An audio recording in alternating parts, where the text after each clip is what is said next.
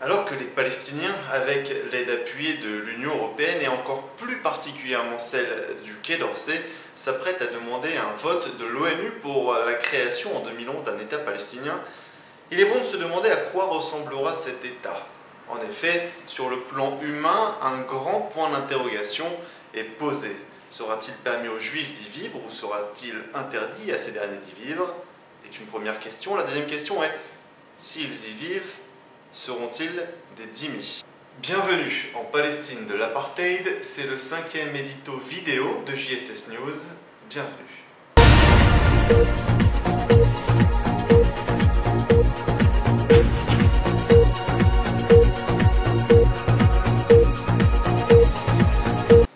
Il est très difficile pour un dirigeant palestinien comme Mahmoud Abbas d'imaginer que ses rêves de Palestine Golden Reign sans juifs se réalisent.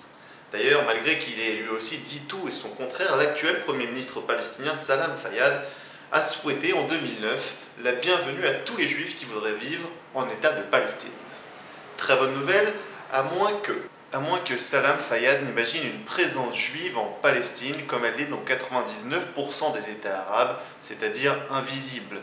Je prends l'exemple du Liban, de la Syrie, du Yémen, de l'Arabie Saoudite ou même de l'Égypte, complètement invisible ou alors avec des ultra-minorités.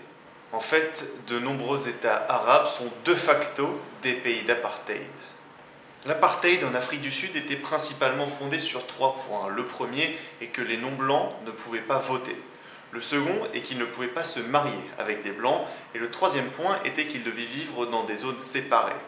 Si on regarde bien toutes ces conditions, ce sont exactement celles qui sont appliquées dans la plupart des pays musulmans à l'encontre des non-musulmans.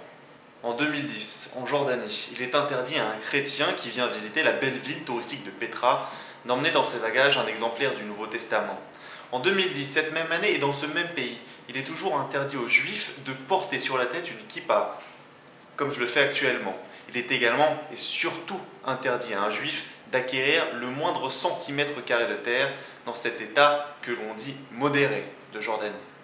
Chez les Palestiniens d'aujourd'hui, dans les territoires disputés ou à Jérusalem-Est, vendre un terrain à une famille juive est complètement interdit. Tellement interdit qu'une personne qui fait cela est passible de la peine de mort. En fait, si demain un État palestinien voyait le jour, la plus grande difficulté pour les Juifs pour vivre dans cet État de Palestine serait certainement leur incapacité à pouvoir acheter des terres.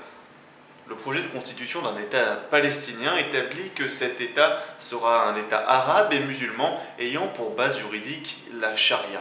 Il y aura peut-être des Juifs en Palestine, mais il ne fait aucun doute que même dirigé par un modéré comme Mahmoud Abbas, cet État sera d'abord celui de l'apartheid contre les minorités. S'il est dirigé par le Hamas, il ne fait aucun doute que les Juifs et les chrétiens, s'il en reste en vie en tout cas, seront des citoyens de seconde zone, seront des dhimmis. Quoi qu'il en soit, les choses seront certainement encore un peu plus compliquées depuis que le 28 juillet 2010, le très modéré président palestinien Mahmoud Abbas a déclaré lors d'une conférence de presse au Caire « Je ne permettrai jamais à un seul Israélien de venir vivre sur ma terre, qu'il soit juif ou musulman, ne changera pas la donne. » Bienvenue dans l'État tant voulu par l'Europe et la France, bienvenue dans la Palestine de l'apartheid.